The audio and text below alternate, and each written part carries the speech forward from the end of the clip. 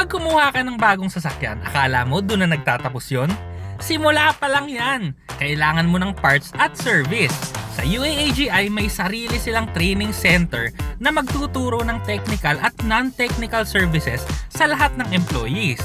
May classrooms for discussion, actual engines na pag-aaralan, actual car specimens para pagpraktisan, specific tools for each brand, at specific tools para sa electric vehicles or internal combustion engines.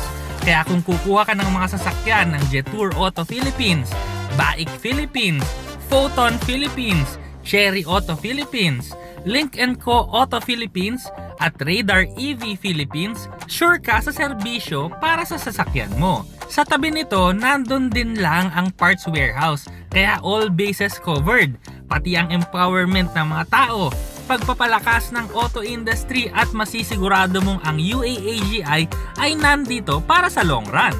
Ayos!